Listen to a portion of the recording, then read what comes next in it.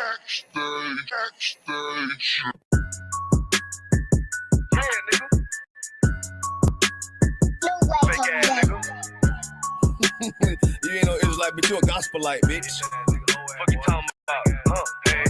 If that nigga on wall, bitch, we ready. It ain't hard to find us. Hawk, I keep that stick locked, loaded, boy, he'll fade you line up. Young nigga named is Slayer. What you think? Boy, you be done to try. Soft cold shit, we bout it. UPK, you solid. Little bitch think I'm crazy, think I'm playing. Like, bitch, I ain't the one. Warfare every day, so who is you, bitch? I don't need your love. Killers right round the way.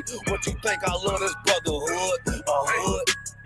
More than you, bitch. Sharp on shit, I'm bout it. UPK, too solid. Fuck nigga don't want war. It ain't enough clips in your army. All the bitches wanna take my piece. All they hoes wanna take my piece. All the nigga wanna take my piece. No, I can't let a dog take it from me. I can't let a dog take it from me. You a whole study and you dummy. And these bitches really out this bitch walking around like they don't know nothing. And a lame nigga fall for them and get set up for the coins and get gunned down, man down. Should've took the time, get but I see the starter and I show her. She could never get a priest whore. You a dirt ass, rust ass neck bitch with a fake ass jewelry. In Tennessee while I'm touring. It's a Tennessee, but she luring. And a sucker duck bitch ass boy, fuck nigga over that bitch muggin'. I say, if that nigga on wall, bitch, we ready. It ain't hard to find us. Hawk, I keep that stick locked, loaded, boy, he'll fade you line up. Young nigga name is Slayer. What you think, boy, you be done to try. Soft cold shit, we bout it. UPK, you solid. Little bitch think I'm crazy, think I'm playing like bitch, I ain't the one. Warfare every day, so who is you, bitch? I don't need your love. Killers right round the way. What you think? I love this brotherhood. Hood. More than you, bitch. You a lame nigga down to me. Eat candy, but I'm sucker free. You a little nigga, ain't none of me. Base up while I fit a beat. Yeah, AR-223. Draco with a magazine. Yeah, that clip run like limousine. I shoot your ass in the spleen. Boy, I bust your ass in the temple. We debating by the temple. Tell the truth, boy, you's a victim. And you're squirming off like a lizard. Nigga walk down my road. Why does nigga come down my road? Boy, come down my road. Boy, I charge your asshole. I'm a real big priest, nigga. UPK play for keys, nigga. Commander General get a damn order, but ain't nothing to me to damn kill you. I stuck in his ass like a cat. All weapons, boys full of tech. Boy, like a close combat. Nigga, I popped off for a neck. If that nigga on wall, bitch, we ready. It ain't hard to find us. Hawk, I keep that stick locked, loaded, boy, he'll fade you line up. Young nigga name is Slayer. What you think? Boy, you be done to try. Soft cold shit, we bout it. UPK, you solid. Little bitch think I'm crazy, think I'm playing like bitch, I ain't the one. Warfare every day, so who is you, bitch? I don't need your love. Killers right round the way. What you think? I love this brotherhood. Hood. More than you, bitch. Christ said 7 women gonna be on one nigga in the end time. Nigga, fuck wrong with you. Boy, stressed by that damn whole ass bitch. Fake ass nigga too. Dumb ass motherfucker. Fuck you.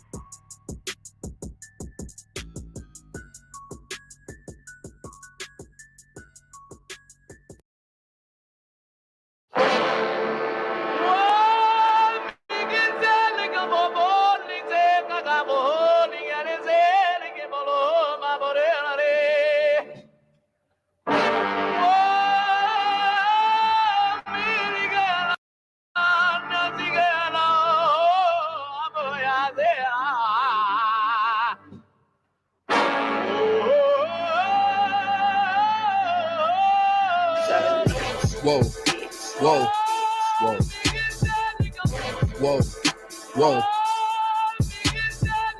Damn right, I'm a UPK nigga. Straight out of one West, no contest. We the best to the niggas that's living, trying to contend with the stress. Going through the test, no access, cause you repressed slaves. Niggas is dying off in waves. Living in dirt, now it's the grave. Niggas cross-talk through the crosswalk or the white chalk over the bodies of roads that you paid. Americans killing us, saying they fearing us. Put the drugs in the hood, now my niggas delirious. Put a gun in my face, all because of my race. Click, boom, flash, put some Skittles and murder my ass. Like a sheep to the slaughter, heart beating harder and harder. Baptized with these words, never dipping in water. So now we pray to the Father, give strength to the Father that's looking for the marauder. That's fucking taking our daughters, nigga, it's wartime. Lights up, nigga, showtime. Got the green light on that ass, yeah, go time. Either boot up, shut up, but get your ass up. Cause we ain't got time to be playing this all fucked up America. Heaven for the thief, hell for the slave. Reaping what you sow, meaning giving back what you gave. For a clean slate, you try to imitate. You was always fake. America, every city, state, this is your fate. Whoa, whoa, whoa, to America. Whoa, whoa, whoa, to America. Whoa, whoa, whoa, to America. Whoa, whoa, whoa, to America. Turn on the timeline, giving the rhythm to expose the intricacies of things. Vibe, doing mine, I ain't shit. but getting lit is a pastime. So in a minute, I'ma pass out. I hope you get it. If you didn't, you can crash flying. Kinda simple if you feel it, pass your last line. But it will confuse a bad mind. A damn shame. That's the exact thing. I'll get your ass fried. Bombs from the sky, rich devil lullaby. Then the nigga fly. Hope you got an alibi. Bombs from the sky, rich devil lullaby. Devil misses high. I can see him from the parking lot. Never finna ball out. Devils finna fall out. All out warfare, nightmares in the brick house. They murdered us for years and thinking shit was gonna turn around. Pride never learned. This motherfucker burns down. Yelled in them streets. Told them to breach. All of you angels bring woe to this beast. You rule for a time, but we play for keeps. I pray to my father, bring woe to this beast. Remember them times we hung on them trees. All of you nations bow down to your knees. Remember them ships, they brought us in fleets. Fuck they Apollo, bring them the heat. Whoa, whoa, whoa, to America. Whoa, whoa, to America. Whoa, whoa, whoa, to America. Whoa, whoa, whoa, to America. God is going to destroy this empire, man. You about to see famine in this place. You think them fires in California is bad? That's just the beginning of what the Lord is about to do. Because you've been evil to the Lord's people. You've been wicked to the Most High's children, man. You've been destructive to the 12 tribes of Israel. Let me tell you something, black man. You got to put on your strength now, man. Put back on your strength and might, black man, because your day is coming. Your day is coming because the Lord is going to bring judgment on this earth.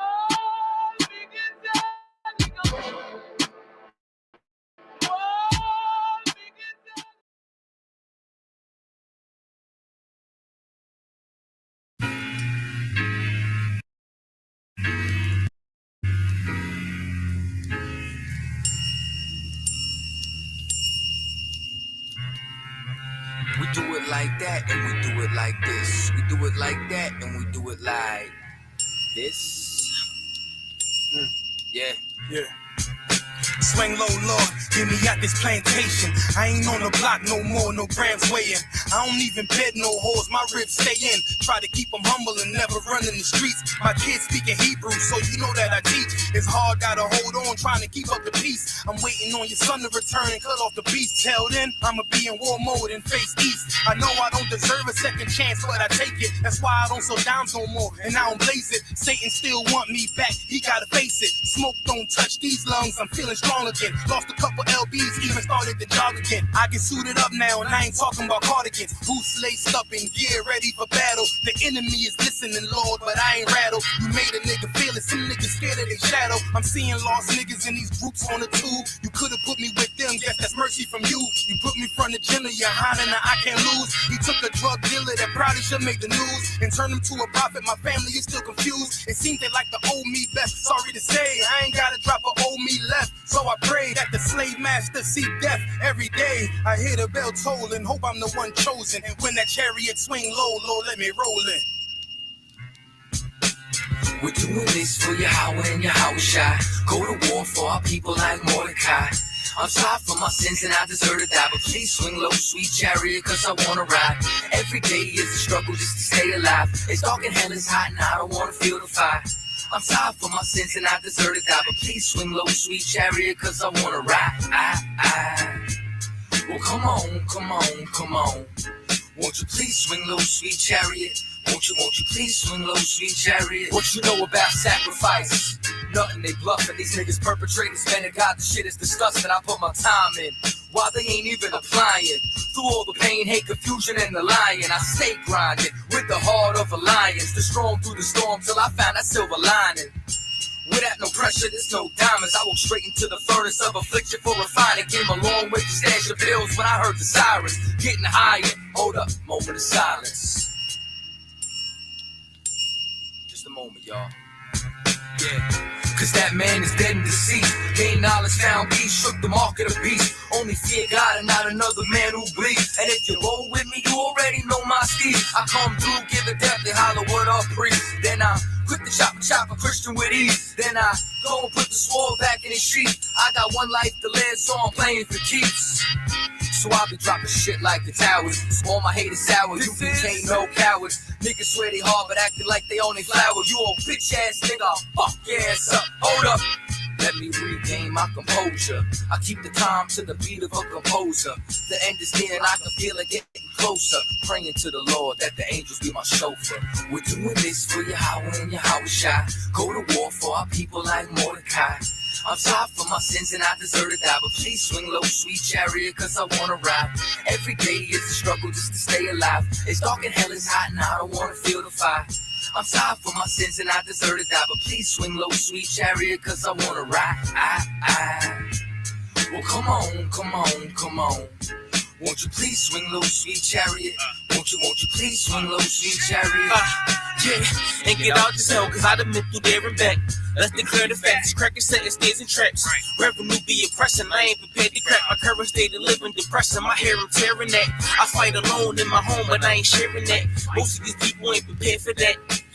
I met these UPK brothers and I was hearing that. They said, you know, the Christ struggle too. And I'm like, where is that? Thinking the scriptures and they show what he was hearing that. Voice when he's up top the mountain, I'm unaware of that. Return the rocks in the bread, I'm highly aware of that. But then he tried to get cracked to jump. Shit, I be scared of that. The shit I'm stressing through infinitesimal with comparing that. Put on my gator strap, it's what's best to do. Cause that's what pressure do. And they bring the blessing through the truth who we bring. So by Hashem, Yahweh Shai, go to war for my king. We're doing this for Yahweh and Yahweh Shai. Go to war for our people like Mordecai. I'm sorry for my sins and I deserve to die, but please swing low, sweet chariot, cause I wanna ride. Every day is a struggle just to stay alive. It's dark and hell is hot and I don't wanna feel the fire. I'm sorry for my sins and I deserve to die, but please swing low, sweet chariot, cause I wanna ride. Well, come on. Won't you please swing low, sweet chariot? Won't you please swing low, sweet chariot? Swing down, I wanna ride. Swing down, I wanna ride. Swing down, I wanna ride. Swing down, I wanna ride. I can feel the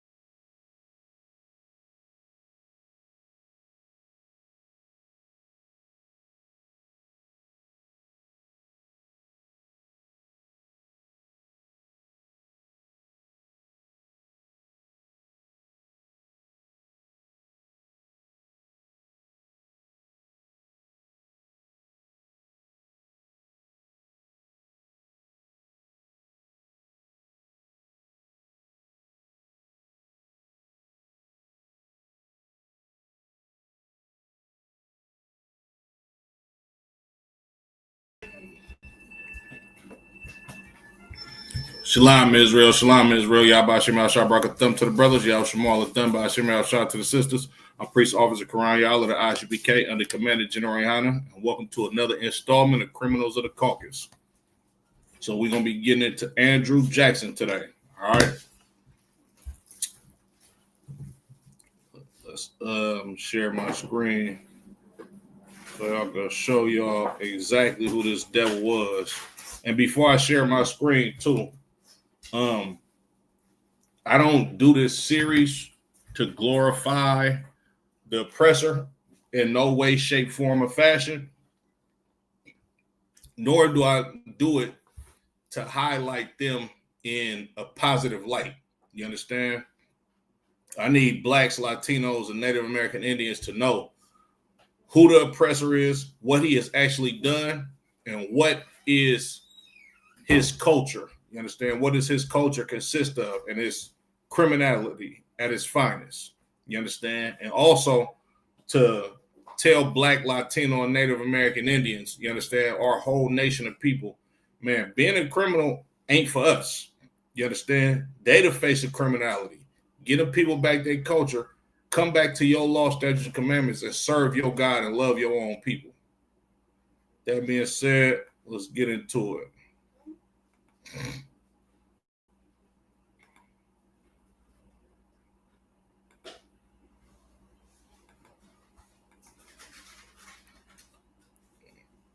All right.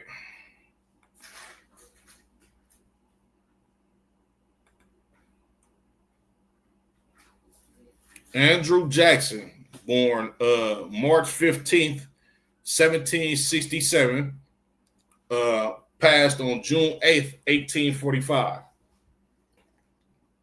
Was the 7th president of the United States from 1829 to 1837.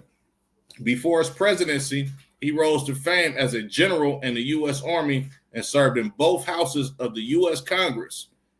His political philosophy became the basis for the Democratic Party.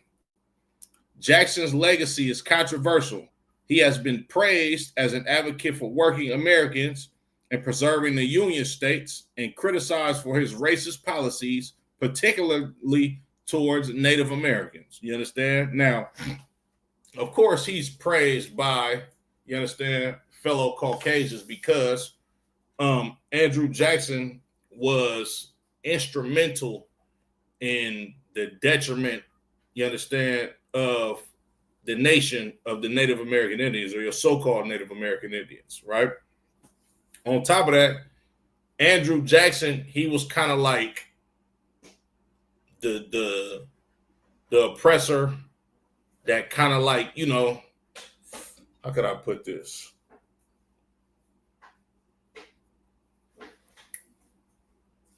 To a certain extent, he went more in depth in oppressing the so-called Native Americans. You understand? Read some more. Jackson was born in the colonial Carolinas before the American Revolutionary War. He became a frontier lawyer and married Rachel Donaldson. Rachel Donaldson Roberts. He briefly served in the U.S. House of Representatives and the U.S. State Senate, representing Tennessee. After resigning, he served as a justice on the Tennessee Superior Court from 1798 until 1805. Jackson purchased a plantation, later known as the Hermitage, becoming a wealthy planter who profited off of forced labor of hundreds of enslaved African Americans during his lifetime. In 1801, he was appointed colonel of the Tennessee militia and was elected its commander. He led troops during the Creek War, 1813 to 1814, winning the Battle of Horseshoe Bend and negotiating the Treaty of Fort Jackson that required the indigenous Creek population to surrender vast tracts of present-day Alabama and Georgia. Oh, Salakia. And where was I just at? In the concurrent war against the British, Jackson's victory at the Battle of New Orleans in 1815 made him a national hero. He later commanded U.S. forces in the First Seminole War, which led to the annexation of Florida from Spain. Jackson briefly served as Florida's first territorial governor before returning to the Senate. He ran for president in 1824. He won a Salakia. Excuse me, I gotta move this closer. I need some glasses.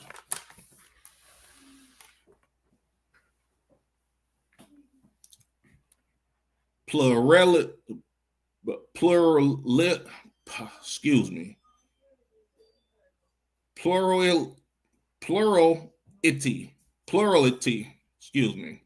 of the popular and electoral vote, but no candidate won the electoral majority. With the help of Henry Clay, the House of Representatives elected John Quincy Adams as president. Jackson's supporters alleged that there was a corrupt brigade between Adams and Clay, who joins Adams' cabinet and began creating a new political coalition that became the Democratic Party in the 1830s. Now, imagine that, right? Of course, when politics, as far as different political parties, that don't really matter. You understand? Back then, nor today, even though so-called African Americans created the Republican political party. You understand? And it's ironic how white slave owners, you understand, and the people that oppress blacks, Latinos, and Native Americans alike are the ones that started the Democratic Party.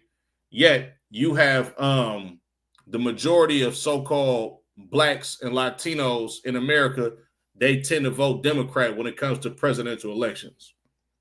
Jackson ran again in 1828, defeating Adams in a landslide despite issues such as his slave training and his irregular marriage.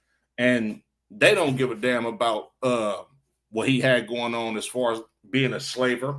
It's the same thing as Donald Trump today. Like,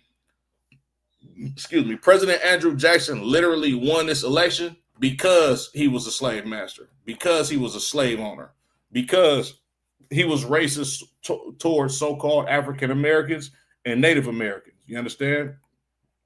America thrives off of what it was built on, which is slavery. You understand? Mass unaliving, right? Theft, right? And all other manner of evil that the oppressor has did to the children of Israel in this land. All right. Salakia. In 1830, he signed the Indian Removal Act, and we're going to touch on that Indian Removal Act later on in the class. This act, which has been described as ethnic cleansing, displaced thousands of Native Americans from their ancestral homelands east of the Mississippi and resulted in thousands of deaths in what has become known as the Trail of Tears. Jackson faced a challenge to the integrity of the federal union when South Carolina threatened to nullify a high protective tariff set by the federal government. He threatened the use of military force to enforce the tariff, but the crisis was diffused when it was amended. In 1832, he voted a bill by vetoed a bill by Congress to reauthorize the Second Bank of the United States, arguing that it was a corrupt institution. Imagine that. After a lengthy struggle, the bank was dismantled. In 1835, Jackson became the only president to pay off the national debt. After leaving office, Jackson supported the presidencies of Martin Van Buren and James K. Polk, as well as the annexation of Texas. Contemporary opinions about Jackson are often polarized. Supporters characterize him as a defender of democracy and the U.S. Constitution, while critics point to his reputation as a demagogue who ignored the law when it suited him. Scholarly ranking of U.S. presidents historically rated Jackson's presidency as above average. Since the late 20th century, his reputation declined, and in the 21st century, his placement in rankings of presidents fell. You understand? So that's basically a brief history of what he did as a president. You understand? Salakia.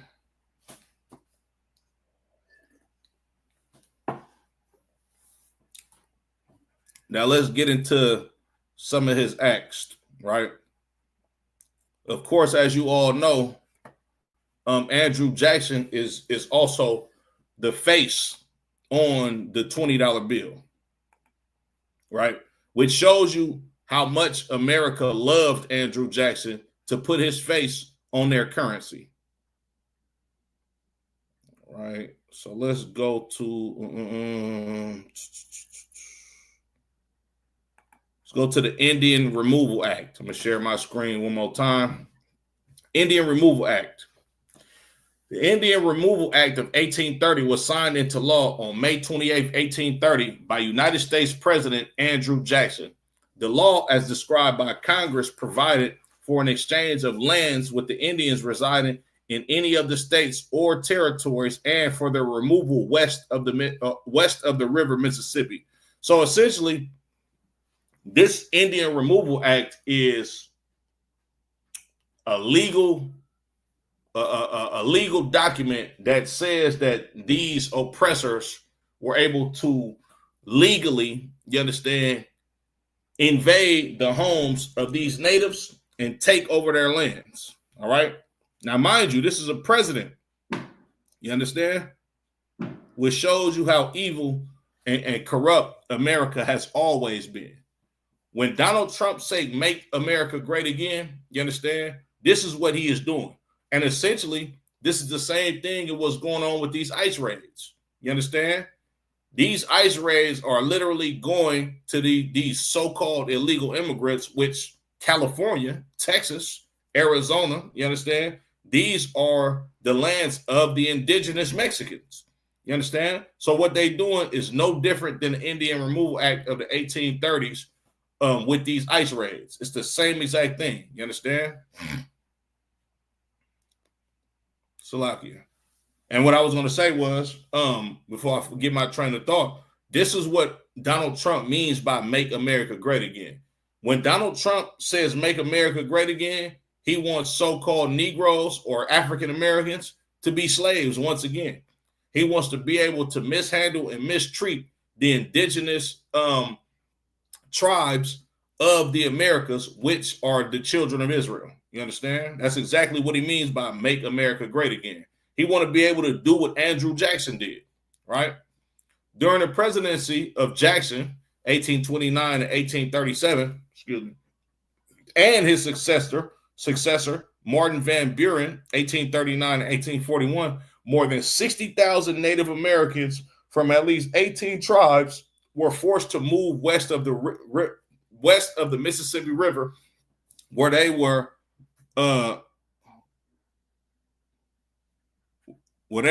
allocated new lands. So, like, let me make sure my sound is too wild. Hey, Matabar, sir. Yabashim al Shabarakatah.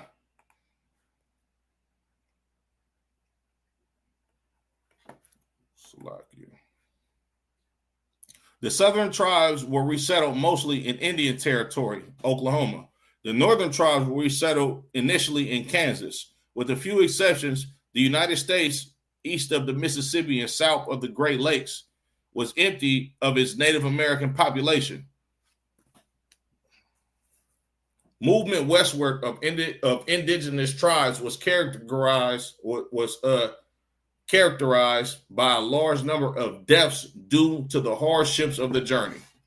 The U.S. Congress approved the act by a narrow majority in the House of Representatives. The Indian Removal Act was supported by President Andrew Jackson and the Democratic Party. Democrats, you understand, are Andrew Jackson and the Democratic Party are the reason for the Trail of Tears, are the reason for the deaths of tens of thousands of so-called Native American Indians. Imagine that, right? Salakia. Southern and white settlers in several state governments, especially that of Georgia, indigenous tribes and the Whig Party opposed the bill, as did other groups within white American society, some Christian missionaries and clergy. Legal efforts to allow Indian tribes to remain on their land in the eastern United States failed. And essentially, it really don't even matter, you understand, how many white people were opposed to this. because they did nothing to stop it. You understand? They voted on it, and the majority vote won, and the rest of the white people that was opposed to it, they did nothing but sit back, watch these other oppressors get rid of these natives, take their lands, and I'm sure a lot of them moved into these same territories where they opposed to these people getting their land and homes taken away from them.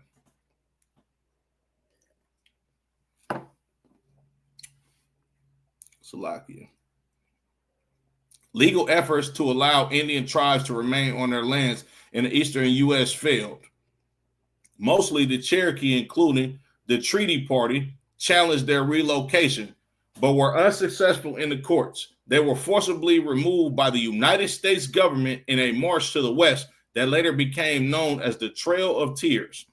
Since the 21st century, scholars have cited that the act and subsequent removals as an early example of state-sanctioned ethnic cleansing or genocide or settler colonialism. Some view it all as three, and it was absolutely that. You understand? And you know, it was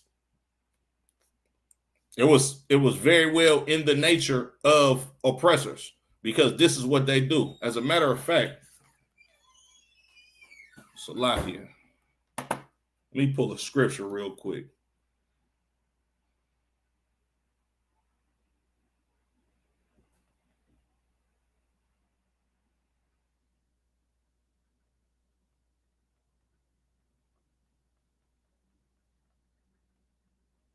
This is the book of Genesis, chapter 27 and verse 40. And by the sword shalt thou live. You understand? That's exactly how the oppressor lives. He lives by the sword. You understand? He was able to sustain himself in his empire by being evil as hell. You understand? By going to and fro, not just this empire, but all around the whole goddamn earth. You understand? And slaughtering people for the greater good of his nation. You understand? He's a thief. That's what it means to live by the sword. You understand? You forcibly unalive people to take things from them. That's exactly what he did. You understand? As a matter of fact, Salakia, let me go to the book of Genesis, the 3rd chapter, right? Because this serpent in the garden is the same thing, you understand? Is the same thing, or has the same spirit as the oppressor today, all right?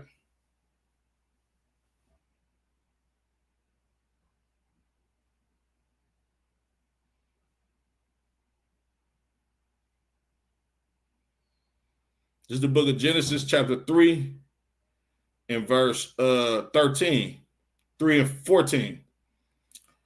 And the Lord God said unto the serpent, because thou hast done this, thou art cursed above all cattle and above every beast of the field. Upon thy belly shalt thou go, and dust shalt thou eat all the days of thy life. You understand? The Lord put the spirit, you understand, on Esau later on in this Bible, to make them live as a slimy, low down, dirty people. That's what it means for this serpent to go upon his belly. You understand? To live as a base man. You understand? Matter of fact, there's so many precepts that's coming off the top of my head. I'm gonna wait till I get finished breaking down some of these articles. Many European colonists saw Native Americans as savages. Imagine that. When they was the ones that came over here, you understand, and did all types of manner of evil and savagery on the Native Americans. You understand? These Native Americans were so-called savages in their eyes, but at the same time, though, they was a peaceable people to these damn oppressors. And these oppressors started doing the savagery that they thought the natives to be. Well, not even thought the natives to be, because they knew the natives wasn't savages. They started to do exactly, you understand, what was in their nature, which is for them to be savages. However, Euro-Native relations vary, particularly between the French and the British colonies. New France, which was established in the Great Lakes region, generally pursued a cooperative relationship with the native tribes, with the existence of certain traditions such as marriage, a la Fakan du Pays, a marriage between tradesmen and native women, which that's probably a damn lie too. You understand? So Salakia. I ain't gonna go into this because that really just summed up the Indian Removal Act. Oh yeah, kind sir. I'm about to put the link in right now. Salakia.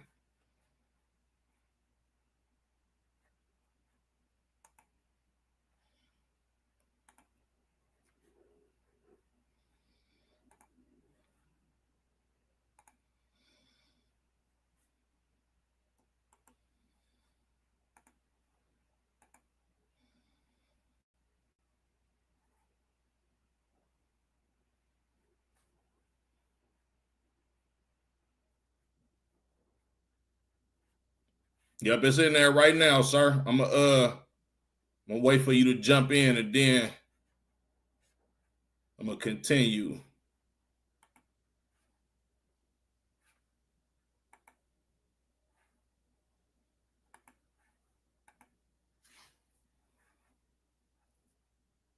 Salakia. It's the wrong link. Hey, Shalom, sir. Y'all about Shim Al Shabrakatah. How about Shem? What's going on with your priest? Oh, everything to Wab, trying to get it in, my Lord. Damn right, damn right. You want to add something to it, sir? Go ahead, get down.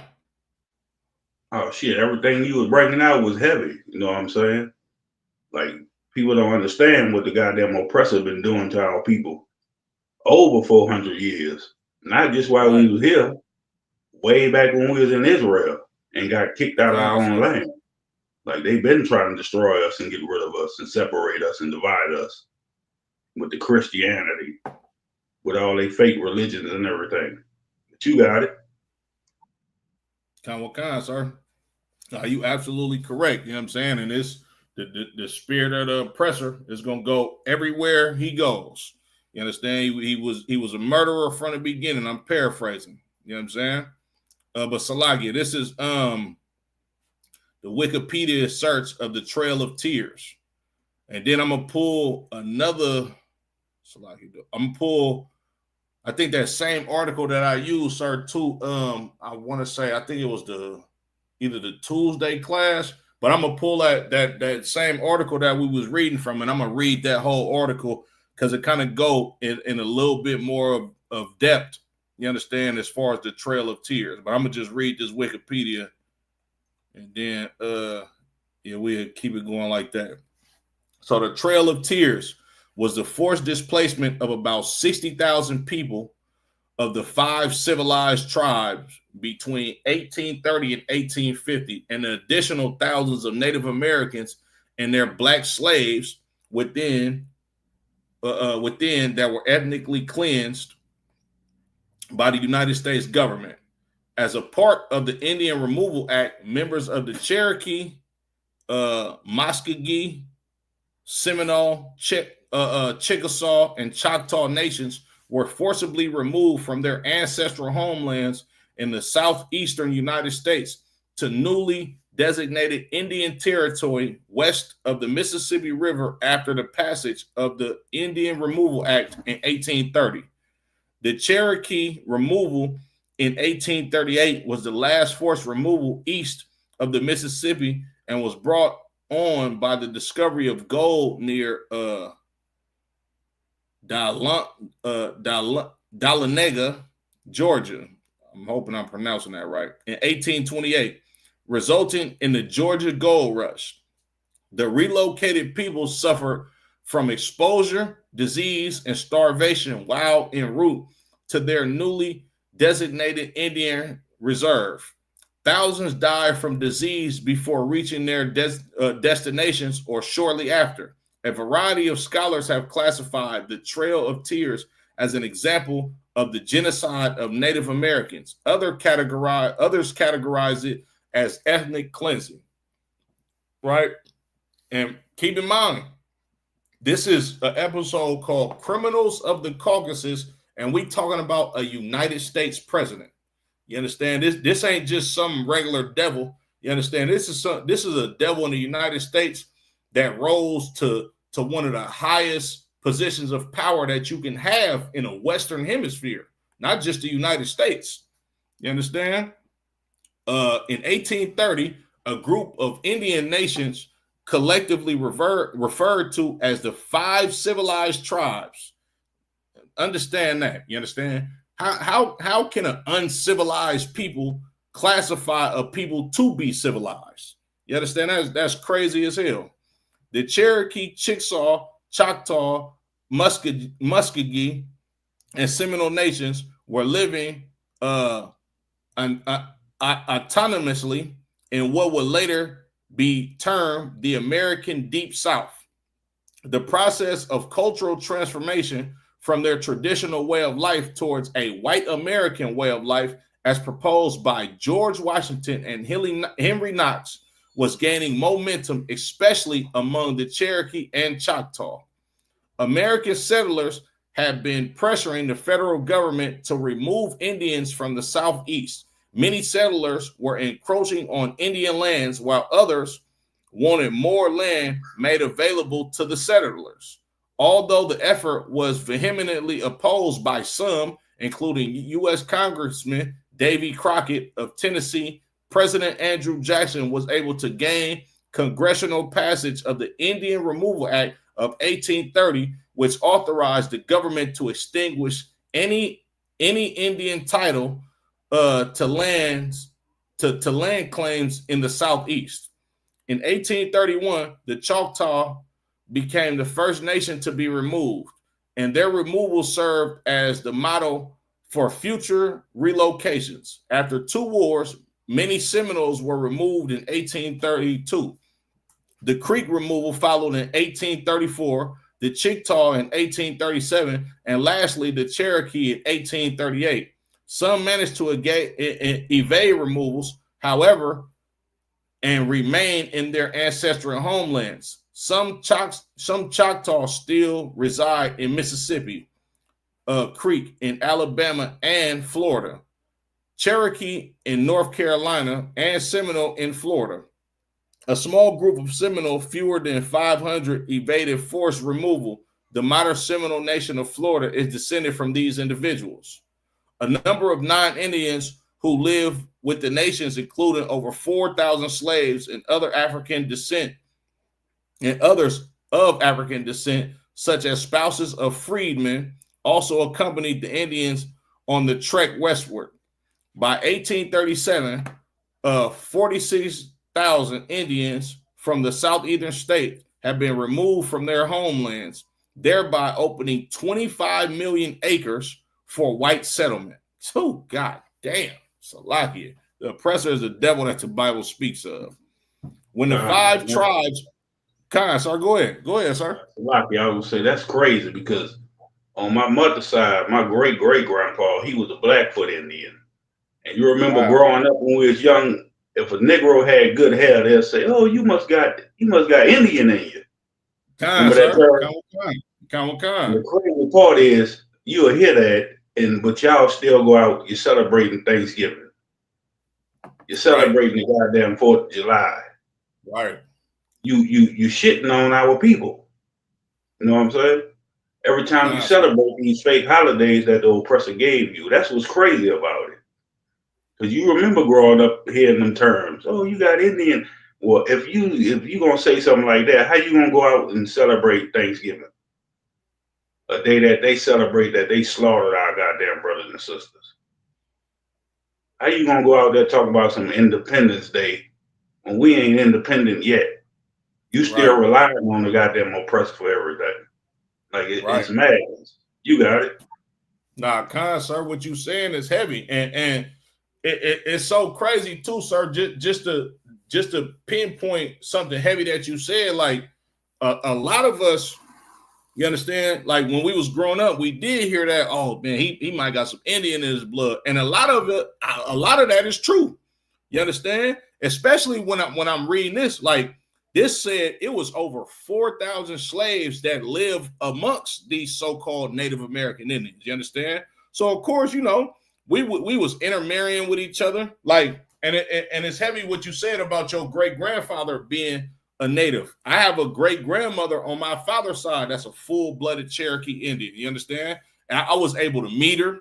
You understand? And when you look at the images of the so-called Native American Indians, the real ones, of course, not the $5 Indians. You understand? My great grandmother was one of those people. You understand? And of course, her being a product of the destruction of the Native American Indians down there, and this Indian Removal Act and the Trail of Tears. You understand? She was more along on the lines of being docile when it came to the oppressor. Like they beat the spirit of you understand, of being a strong nation of people out of us.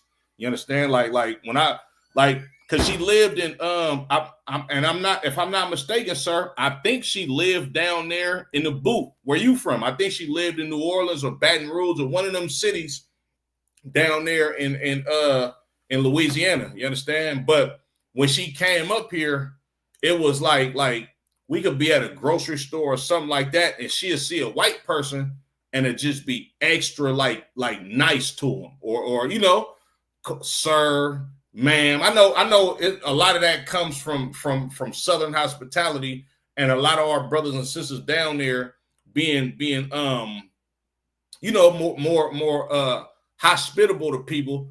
But in hindsight, as I got older and I seen how evil that these oppressors did to our family members, the so-called North American Indians, I can't help but think that maybe she was just kind of scared of the repercussions that can come from, you know, having a spirit of not being anything less than a good slave to these Caucasians. You understand? That's what my take on it is now.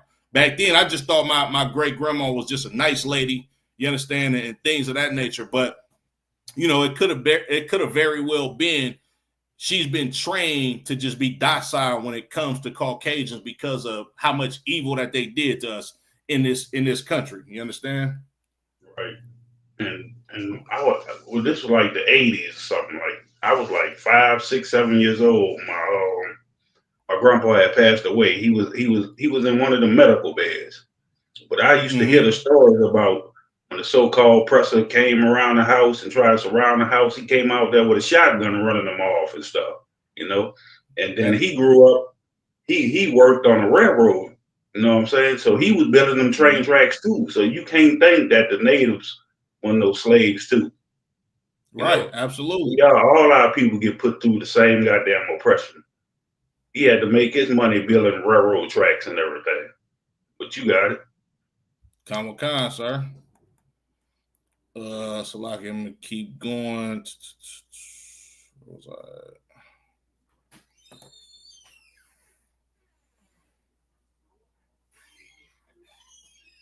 Okay, it says when the 5 tribes arrived in Indian territory, they followed their physical appropriation of Plains Indians land with the erasure of their predecessors' history, and it perpetuated the idea that they had found an undeveloped wilderness when they arrived in an attempt to appeal to white American values by participating in the settler colonial process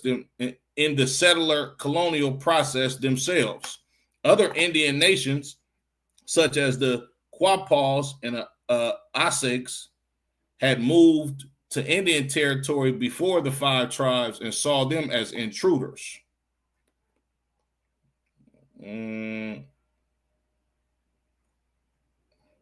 Historical background, 1838.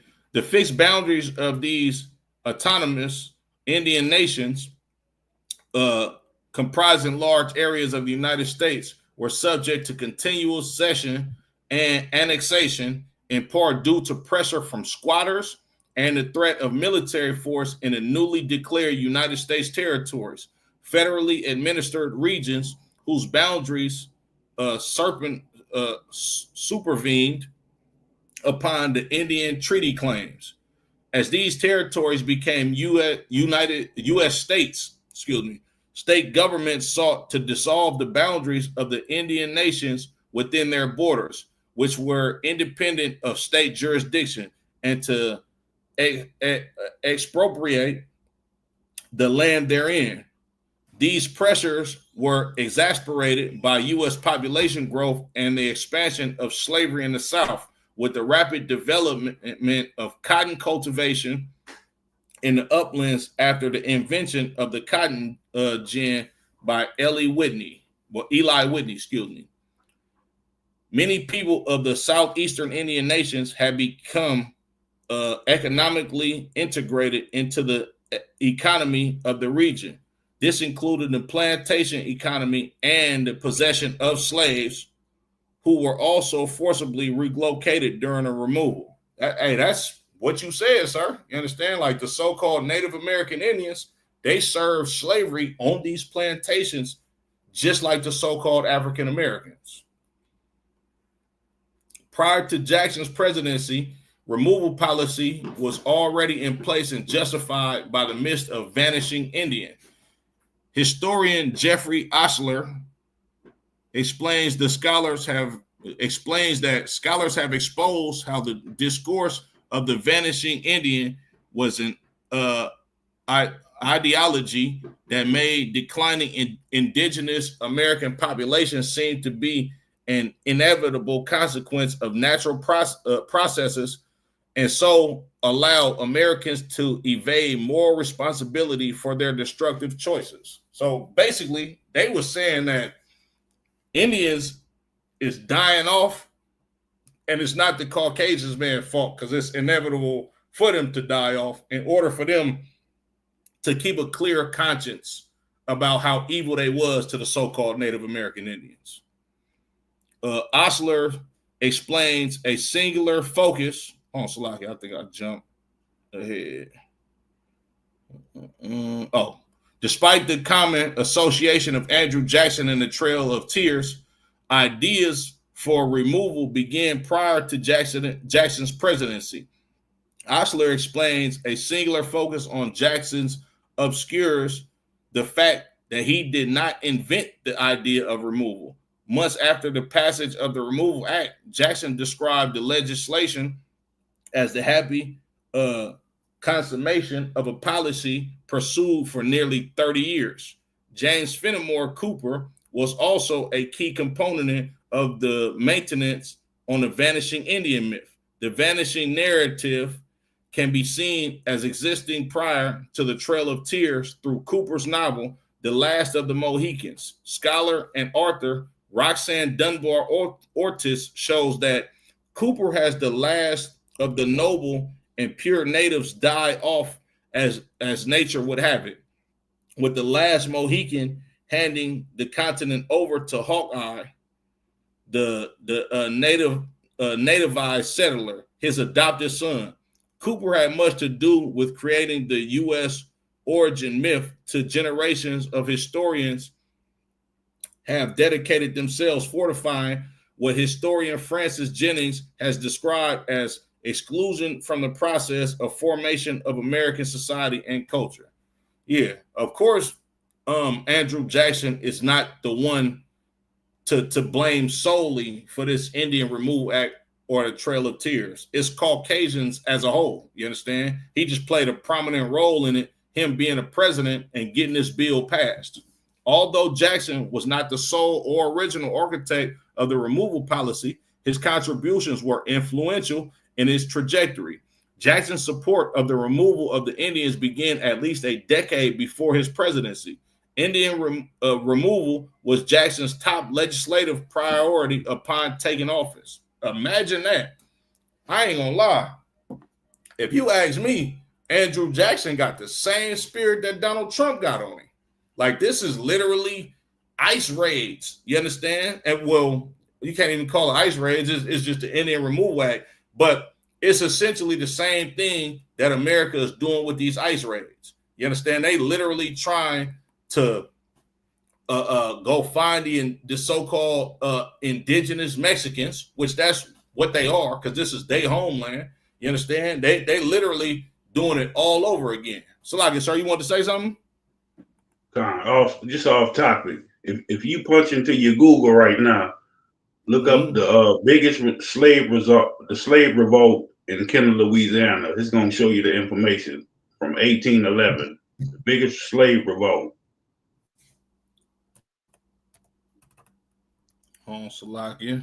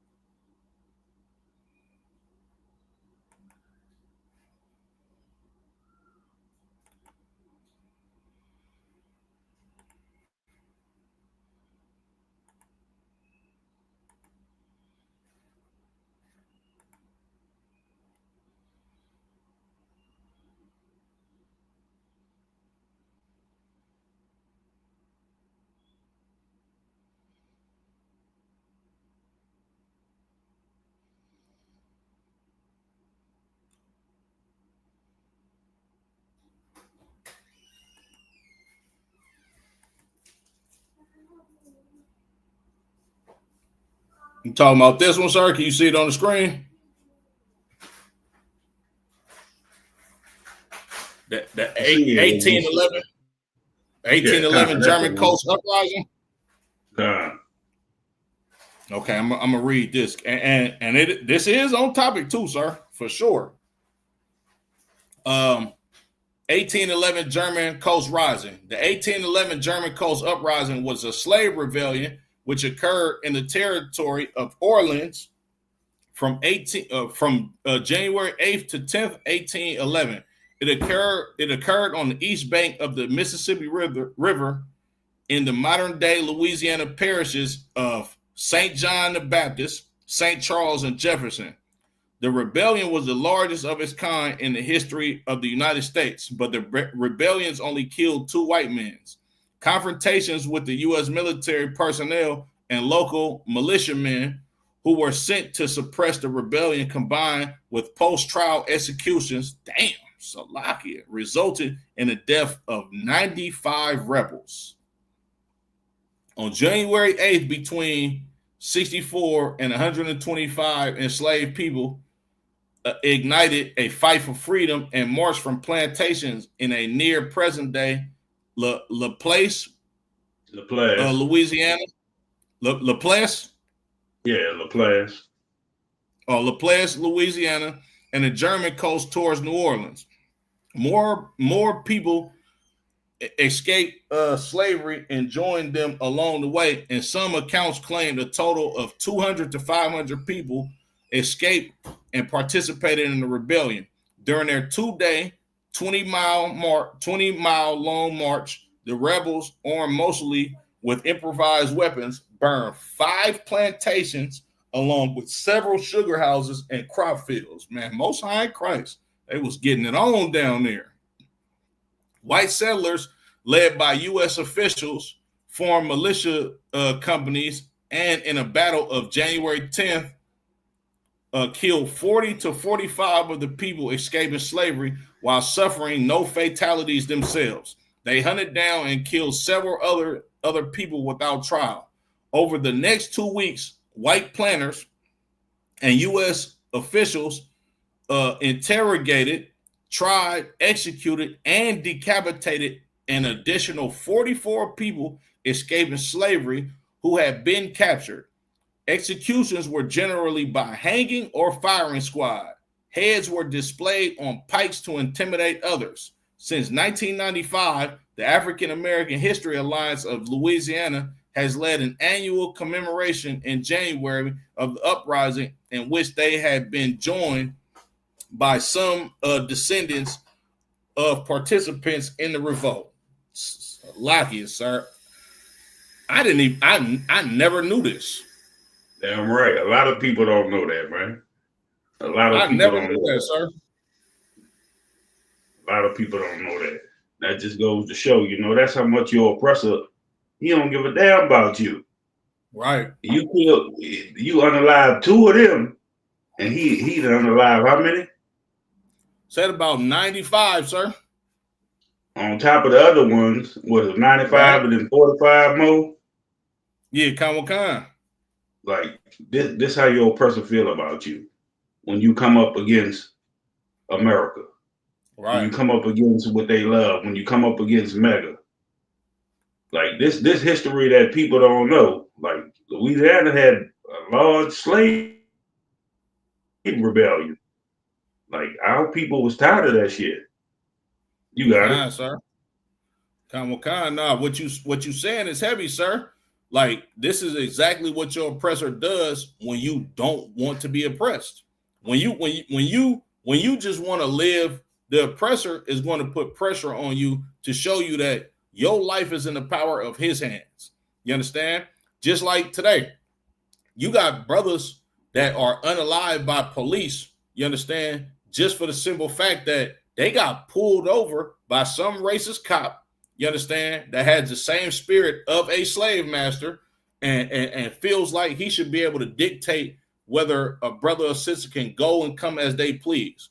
You understand? And they not even revolting or resisting and still get unalived. You understand? That's the spirit of your oppressor. He the devil that the Bible speaks of, and he wants all control over the children of Israel because that's how he came to prominence. That's how he got in power, by trotting down on us. You understand? By having us up under his foot, by making us his subjects. You understand?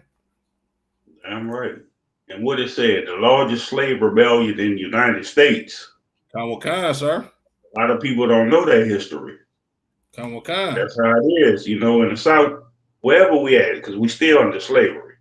Right. But this just was a history fact for people to know. You know what I'm saying? Khan, sir. And it's so heavy that you brought that out, right? Because I know a lot of brothers and sisters down there in Louisiana, you understand, have Haitian heritage.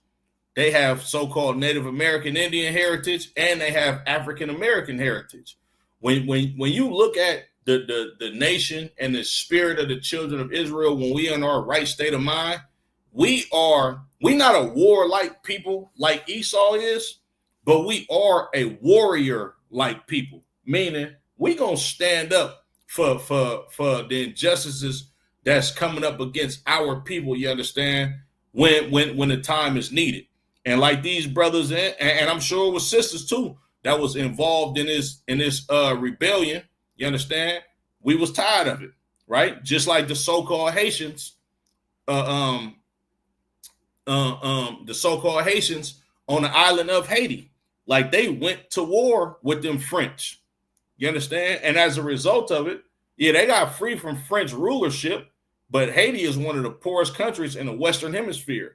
And the reason why it's that way is because your oppressor is the devil that the Bible speaks of. He got defeated on that island by overzealous brothers and sisters that did not want to be under their feet. And he just starved that whole island off after he took them from a place that he wasn't supposed to take them from, you understand? And now Haiti it is what it is right now. You understand? I'm right. What it say? They burned down 5 plantations. Khan, sir. Burning that shit to the ground. And that's the reason why I got that devil to come on y'all channel and bow down. Hey, and Salaki, if I could, Most High in Christ, sir. You understand? For you doing that, right? And that showed all of the viewers that's not a part of the school, whether they be Israel or whether they be an oppressor. You understand? Man, we not crazy in the ISUBK. You understand? Like, we understand very well what we doing. You understand? We understand that the Lord don't want the children of Israel to be an oppressed people. He didn't intend for us to be slaves.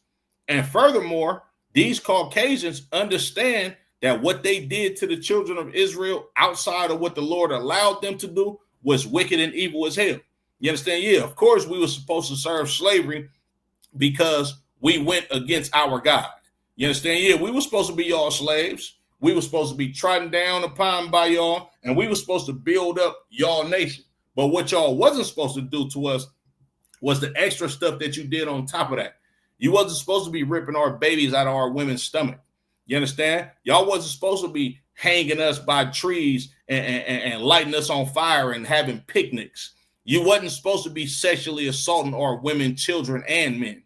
You understand? It's a lot of stuff that you did that the Lord ain't with, and this is why you got to pay. You understand? Salakia. I'm gonna pull this article up. Damn, let me see. Oh, that same article that I was reading from the last time, sir, the last class we was doing. I'm right, man. And this is why Esau got to pay for the crime they committed against the children of Israel, man. They took it beyond too far. You know, you feeding our baby to alligators, ripping us apart with horses and every goddamn thing. Y'all take it too goddamn far.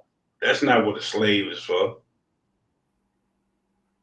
To abuse and unalive a slave because, oh, you dropped the egg. If you remember Django, oh, you cracked the egg. Now you got the woman tied on the tree and you're beating her with a whip. Right. Kind, sir. Like, nah, what you saying is absolutely heavy. You understand? And this is why we call the oppressor the devil that the Bible speaks of in the UPK. Because when you look at the history of America, like the real true history of America, it was a gruesome and terrible experience for so-called blacks, natives, and Latinos, right? But then when you send your kids to school, you understand, they want your kids to pledge allegiance to a flag, you understand, that represents the mistreatment, the mutilation, you understand, the slaughter, the thievery, all of these wicked, evil acts that was committed against their people. You understand? These Caucasian people still want us to bow down to them. They still want us to sing one of them songs of Zion. You understand? They still want us to entertain them in the times of our trouble. You understand? Salakia. And the Christian church, the same goddamn way. Your Christian pastor teach you the same goddamn thing. Your Christian pastor teach you to love them, hold hands with them. That's just how can we all just be peaceful? How you gonna have peace when you got a murderer above you? Right. Now, what you saying is heavy, sir. Like, and one of the coldest quotes from a black man who got the hell beat out of him in California, you understand, in the early 90s. Rodney King. What Rodney King say? Can't we all just get along? After they beat the living hell out of him and got acquitted of beating him on camera. Like, he was so docile because of Christianity. You understand? Because your Christian pastor is a whore. He is a prostitute for the Caucasian man. You understand? You got brothers that will get they ass whooped. Excuse my French. You understand? To the point of damn near death. And also be acquitted of it. And then when the riots kick off and everything go bad, you got the brother Rodney King, who the black community is rioting for because we see no justice of what these oppressors do to us. He's still telling black people, can't we all just get along? You understand? It's evil as hell. Thank you, Martin Luther King. Right. Thank you, Jesse Jackson. Right. Al Sharpton. Still getting us unalive out there because we out there marching, begging a goddamn oppressor to stop unaliving us, which they ain't never stopped still to this day. It's evil as hell. You understand? So I went over the Indian Removal Act. Slovakia. We went over the Indian Removal Act. President Andrew Jackson was the driving force behind the Indian Removal Act, relentlessly pushing policies that favor white settlers over native sovereignty. Even after the Supreme Court ruled in Worcester versus Georgia to uphold the rights of the native nations, Jackson ignored the decision, reportedly saying, "John Marshall has made his decision. Now let him come enforce it." His actions, as highlighted by the National Park Service, cemented a legacy of executive outreach and betrayal. I read a lot of these. I really want to get into. Okay, I'm gonna get into this. The route and conditions, right? The Trail of Tears spanned over 1,000 miles across rugged mountains, dense forests, and swollen rivers. Those forced to march endured scorchy summers and bitter cold winters without adequate shelter or clothing. Starvation, exposure, and disease were constant threats, contributing to staggering mortality rates, especially among children and the elderly. The National Park Service documents how these unforgiving conditions turn the journey into a relentless ordeal of suffering and loss for thousands. Even these white people know that we should not forgive them for what they did to us. They said this was what? I got to read that again. They said how these unforgiving conditions turn the journey into a relentless ordeal of suffering and loss for thousands. If you ask a Caucasian person right now, you understand? Even a Christian Caucasian person will tell you, and of course they will, because the KKK is a Christian organization. You go ask a Caucasian person, if black people did to your ancestors what you did to our ancestors, would you forgive them? A Christian that's honest, you understand, that take it out of his brain to not be a devil for 5 seconds to answer this question, you understand? He gonna tell you the truth. Hell no, he wouldn't forgive us. So you shouldn't forgive him either. You understand? Disease and starvation. As the marches continue, outbreaks of deadly disease such as dysentery and cholera swept through the camps, claiming countless lives, with food supplies scarce and clean water nearly impossible to find. Malnutrition and dehydration became rampant. The CDC reports that these harsh conditions led to unrelenting suffering and death. Illness spread rapidly in overcrowded, unsanitary conditions, compounding the tragedy and leaving families devastated at every turn. The U.S. military had a role in this. The U.S. military played a central role in enforcing the removals, often using overwhelming force to gather Native communities. If you're a so-called Black, Latino, or Native American Indian, especially you so-called Latinos and Native American Indians, you understand, of indigenous Indian descent, if you were part of Esau's military and you know all of this history of what these oppressors did to you, you ought to be ashamed of yourself. You understand? And you don't give a damn about your ancestors, because this same organization, this U.S. military that you choose to join, yeah, these are the same people that forced the Indian Removal Act, you understand, resulting in the Trail of Tears. And of course, this is called the Trail of Tears. This is a trail of heartache, you understand, devastation, losing your family members, you understand, being in the most dire conditions that a person can be in. They said they was in scorching summers and blistering cold winters, you understand, with no clean water, right? They didn't have enough food, you understand. Meanwhile, the U.S. military, they got to enforce this. They got the clothes to survive these winters and summers. They got the food. They got the clean water. Meanwhile, our people are suffering. You understand? If you Black, Latino, or Native American Indian, get up out that army. You understand? Have some integrity. Salakia. According to the U.S. Army Center of Military History, the military's presence was both constant and intimidating, ensuring compliance but intensifying trauma.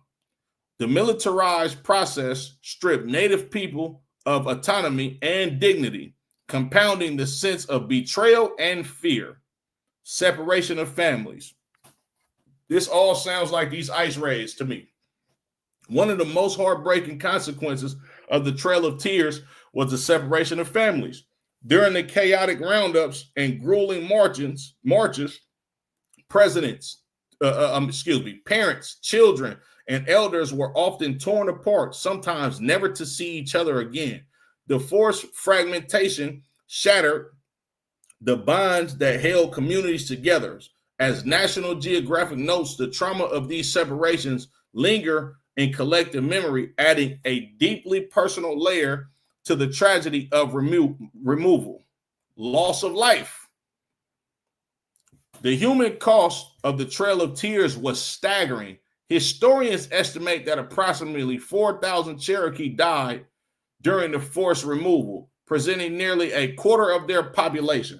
So they saying a quarter of one tribe died during this forced removal. Other nations, the Creek, Choctaw, Chickasaw, and Seminole, suffered similar losses. You understand? So all of them, it's reported that a fourth of their population succumbed to injuries, you understand, sicknesses, and so forth and so on, you understand? Which I think that's a low ball number anyway. It probably was over half of them. These deaths resulted from disease, starvation, exhaustion, and exposure to the elements. History.com underscores that the sheer scale of loss left entire communities devastated with grief that would echo through generations. And I'm pretty sure, you understand? Like I can 100% say that I'm sure it wasn't just the conditions. I'm sure that these Caucasian men, these oppressors, unalive people at their own hands. You understand? Psychological trauma. The emotional scars left by the Trail of Tears extend far beyond physical suffering. Survivors endure profound psychological trauma, grief, loss, and the pain of cultural dislocation that could not easily be healed. These wounds were passed down through generations, manifesting in persistent mental health challenges among descendants. Of course, this is why when you look at a lot of these reservations, which is just a glorified name for a damn slave plantation, a lot of them young brothers and sisters, they drink themselves to early graves. You understand? The drug problem on some of these reservations are it don't even compare to what's going on in a modern ghetto. You understand? Like they wake up, like I'll give y'all a story, right? And this is before I came into the truth, probably like a year or two before I came into the truth. I was out of slavery, right? I met this young brother, right? He was from Idaho. And when I say this brother literally grew up on a reservation his whole life, that was his life. You understand? He moved to California and was just in awe of how much freedom that he experienced. So, and mind you, this was like when I was like in my late 20s. You understand? This young brother was probably early 20s, 21, 22, 23 or something like that. You understand? And I used to just be chopping it up with him. You understand? And this brother was like 20, I want to say like 21, 22 years old. And what he told me shocked the hell out of me. One thing that he told me, right, was because I was asking him. Of course, this was me doing my research about the children of Israel before I came into the truth. So I was asking this young brother, like what's going on the reservations? Like what's y'all day-to-day life? You understand? So he was like, basically, you know, they go to parties, they drink, You understand? It's a lot of drugs on the plantations. He says, not plantation, on a reservation. He says a lot of drugs on the plantations, right? So I was kind of like giving him a history of the background on how I grew up. And one thing that he said to me that shocked me was there are teenagers and people in middle school and in high school and in their early teens that smoke crack. So when he told me this, I was like, huh? Like, I was shocked, because if you're from the hood, you understand, and you a certain age, we ain't got no 21-year-olds, you understand, in this day and age that has ever smoked crack before. So I asked bro, I'm like, bro, you smoked crack before? He was like, yeah, like. But when he said it to me, it was kind of like, why are you this surprised? You understand? Like, in the black community, you understand, for a person to be 21, 22 and you smoke crack, that was most likely in the 80s when it came out. This is the 20 teens that he telling me that there's children, you understand, 14, 15, 16, 17 years old that are literally indulging smoking crack on a reservation. You understand? Now, you can't tell me you know somebody if you're a so-called black or a Latino and you live in the regular ghetto in your neighborhood and you know somebody 13, 14 years old that smoke crack. It's hell on these Indian reservations. You understand? But that just go to show like how much oppression and how much trauma has been passed down from the atrocities that's being committed against the so-called Native Americans. You understand? But yeah, that blew my mind when he told me that. Young brother too. I pray that brother's still doing his thing and he out there and he living a good life. You understand? Because this was a good young brother. You understand? 12, the role of missionaries. Missionaries played a complex part in the saga of the Trail of Tears. Some became outspoken advocates for Native rights, speaking out against removal and offering support where possible. Others, however, sided with the government policies, which I'm pretty sure this was most of them, because when you look into what a missionary was, they was literally there to push Christianity on these natives, right? Believing relocation would civilize the indigenous people or further their own agendas. The Library of Congress highlights these mixed motives, revealing how faith-based actors sometimes offered companions, but also at times enable or legalize the suffering and displacement. Impact on women and children. Women and children bore an especially heavy burden during the Trail of Tears, separated from family supports. Excuse me. They were more vulnerable to abuse by soldiers and others overseeing the removal. Malnutrition, exhaustion, and exposure struck the youngest and most vulnerable first, leading to tragedy, high mortality rates among children. According to PBS, many mothers watched helplessly as their children grew weak and perished, deepening the anguish of an already devastating ordeal. And the oppressor did what he did to every goddamn people. You understand? Same thing that he did to these women and children. You understand? He intimately abused them, for lack of a better term. You understand? Because he avowed disgusting beasts. Cultural erasure. The Trail of Tears was not just a physical displacement.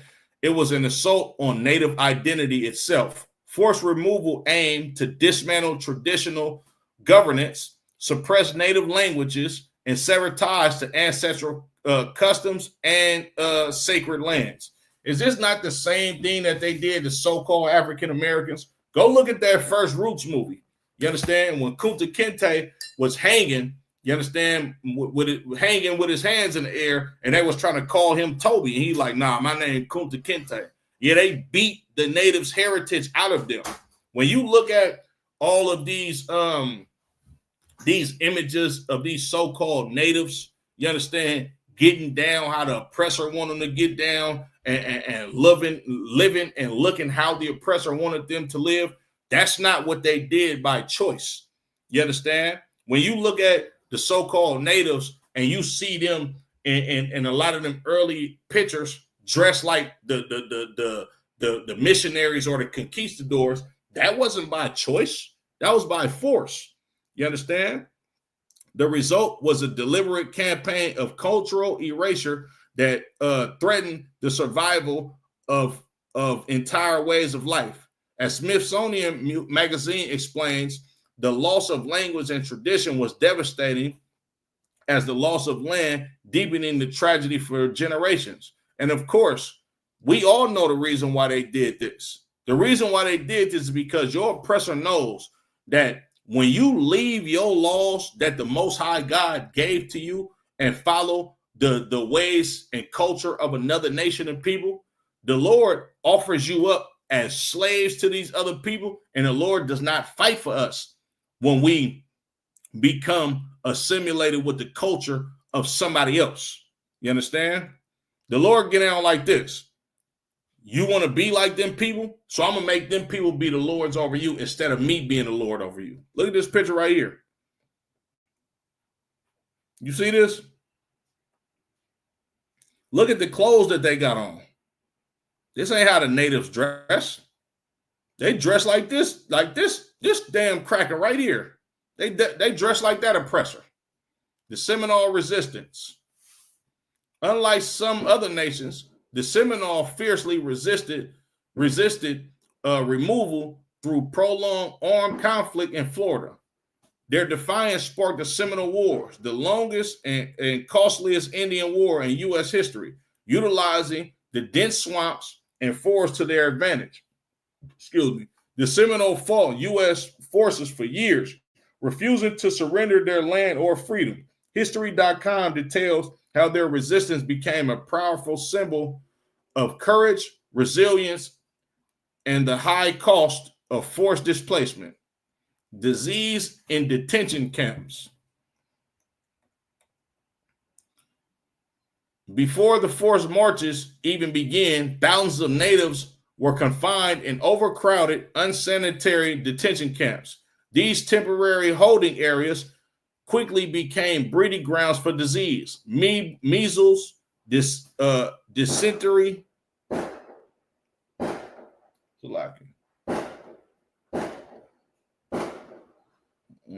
and typhus spread unchecked, claiming many lives. The National Park Service reports that for some, the ordeal ended before they ever set foot on the trail. These deadly conditions magnified the suffering, with families losing loved ones in the shadow of their impending journey west. Trail of tears for multiple nations. The tragedy of the Trail of Tears was not limited to the Cherokee alone. Other nations included the Choctaw, Creek, Chickasaw, Seminole, and Cherokee were all targeted for removal from their homelands. Each group endured its own version of suffering and loss, with thousands dying along different routes west. As PBS highlights, the shared trauma linked these nations in a legacy of grief, resilience, and survival that still resonates today.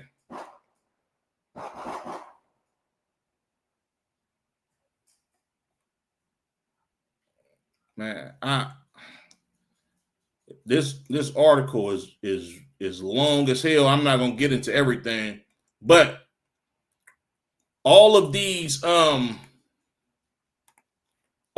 atrocities, you understand, that was committed against these Native American Indian tribes, you understand, all of this was kicked off by power political leaders and presidents of the United States. You understand? Your oppressor is the devil that the Bible speaks of. Salaki, I'm going to pull a couple scriptures and then I'm going to end it.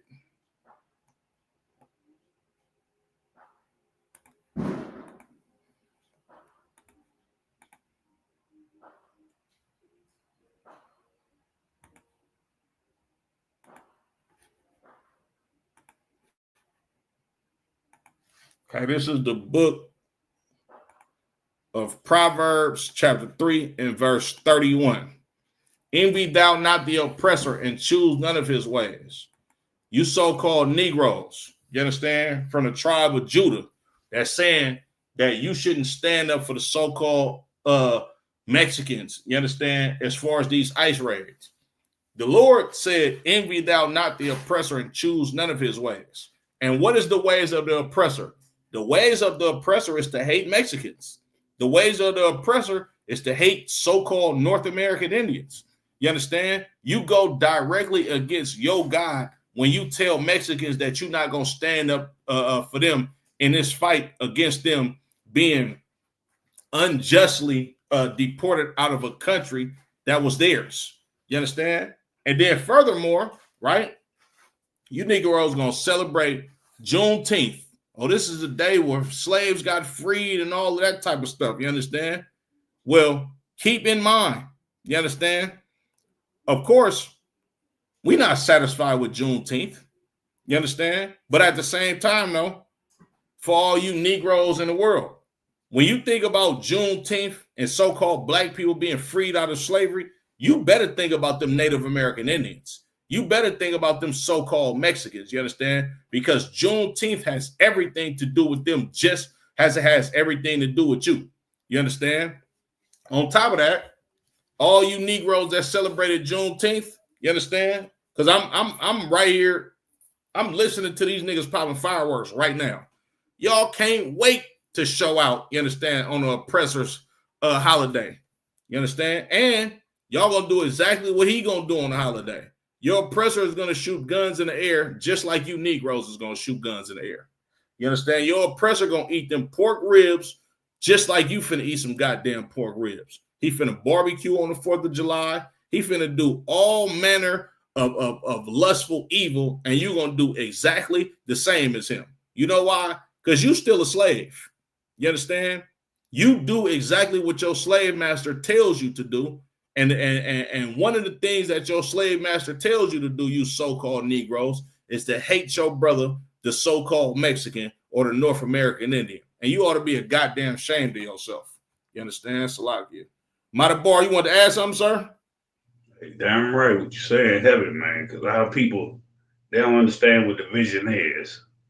But they understand love everybody. Right. The Most High divided us for a reason. We was told not to follow these other nations for a reason. And to love our own people, the so-called blacks, Latinos, and Native Americans. Now, you got to be out your goddamn mind to even much think that your oppressor gonna ever love you. He ain't did it yet. They still unaliving our people, the 12 tribes of Israel. But you still fighting and begging, and you begging him to love you. It's not gonna happen. When y'all gonna get that in your mind? Oh, they got one good oppressor. They got a good oppressor over here and there. That's not a nation. That's individuals. We got to come together as a nation and love our own damn people. Yeah, right. You can't give your love away to somebody else that ain't trying to love you. The people that really need our love is our own people. The ones you sit in church and talk about, the ones your oppressor teach you to hate, that's the ones we need to come together with. Because the oppressor hate us all the goddamn same. He only give a damn about himself. He only give a damn about feeding his own goddamn belly, making us merchandise like he been doing. You got it. Khan. Hey, Nikwab, Yabashim Oslakia. Ayashala, Yabashim Ashabragathag. You know what I'm saying? My brother right there. You understand? A so-called Gadite or so-called Native American Indian. You understand? A Gadite. A real one. You understand? Not no $5 Indian. You understand? Salakia. Damn right. Shit, I wouldn't even call them fighter. I'd call them 2-cent Indians. Khan, sir. Absolutely. You ain't worth shit.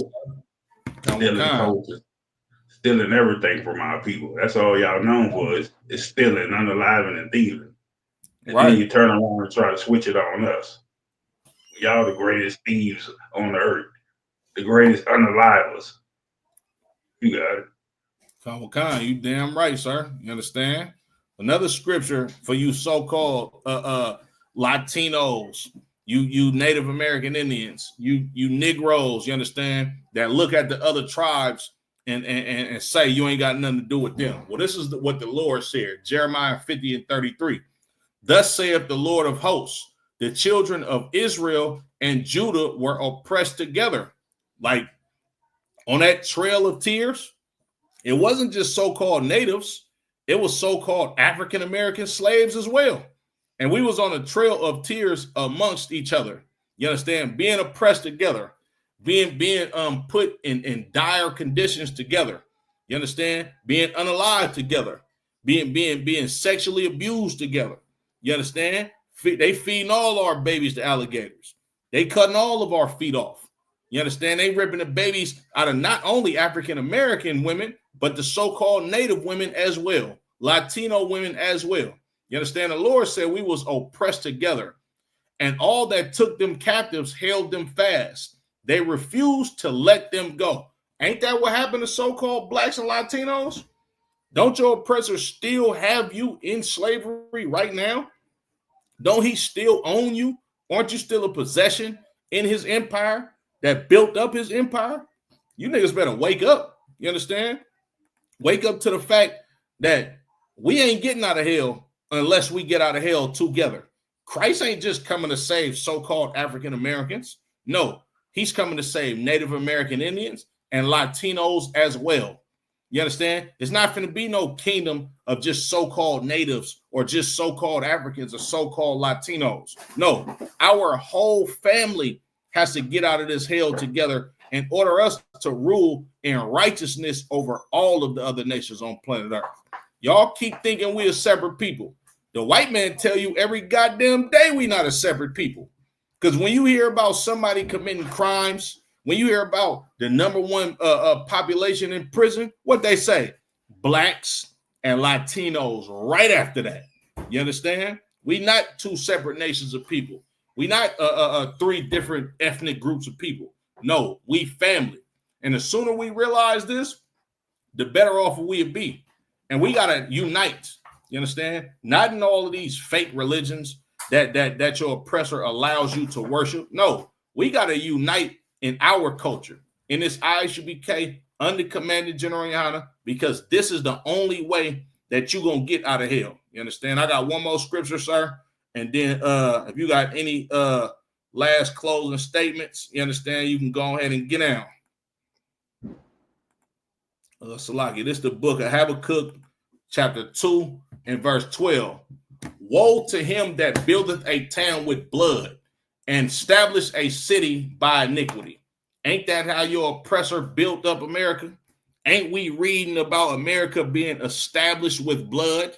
You understand? Or being built up by the blood of the so-called Native American Indians, by the so-called Negroes. The Lord said, woe unto him, meaning destruction unto him.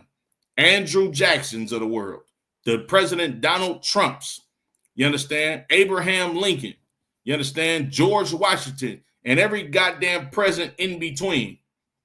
All you goddamn devils have to suffer the wrath of the Lord because of how you built up this nation. Matter of fact, Salaki, I got one more scripture, sir. Why you brought that one out? That was real heavy, man. Because you got to remember, y'all Christian pastors ain't going to say none of this because they don't know the scriptures. They do not know the scriptures. So what he bringing out is real, real heavy, man. You got to realize how this nation was built on the blood of so-called Black, Latinos, and Native Americans. That's how he got the land. It wasn't through peace. It wasn't us just giving it up. It was through bloodshed.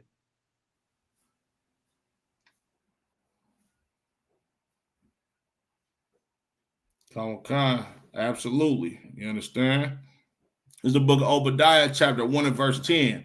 For thy violence against thy brother Jacob, shame shall cover thee, and thou shalt be cut off forever. For your violence against the children of Israel. Remember, Jacob and Esau was physical brothers.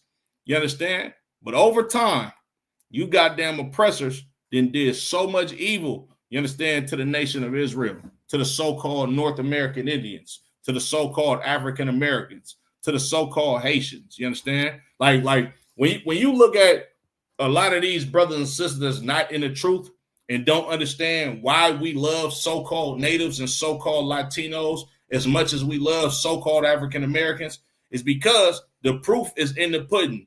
We have been trodden down upon together. We have been oppressed by the same oppressor together. You understand? Haitians served slavery, so-called Jamaicans served slavery, as well as the Taino Indians, your so-called Puerto Ricans, Mexicans, African Americans, so-called Native American Indians. They did the same thing to us. They put us in chains, beat our culture out of us, stripped us of our native tongue. You understand? Put proverbs and bywords on us, called us niggas, savages, spicks, wetbacks. You understand? All of these bywords that they put on us. You understand? And our people suffer the same fate in this same place by the same goddamn slave master. You don't think we're the same people? You got to be out your goddamn mind. You understand? With that being said, you got something else you want to say, sir? Just want to say, hey, to Water for having me on. Also, too, to everybody out there in Sacramento, you know what I'm saying, Louisiana, all across the goddamn United States, subscribe to ISUPK Louisiana. We got channels everywhere. All your Garden Block niggas, your Oak Park niggas, your Meadowview niggas, all that shit. Come on, kind. Y'all subscribe to this truth, man. Come on, kind, sir. Subscribe to the goddamn truth. You got it. Damn right, my lord. Damn right, my lord. With that being said, Yahweh Bashim Yahweh Shabrak a thumb to the brothers. Yahweh Shamar Allah Thun Bashim Yahweh Shah to the sisters, man. This has been another episode of Criminals of the Caucasus, my bar. The water, my lord. I appreciate you for getting down with me tonight. You know what I'm saying? You know, we gonna rock and roll until we get the kingdom. Shalom. Shalom.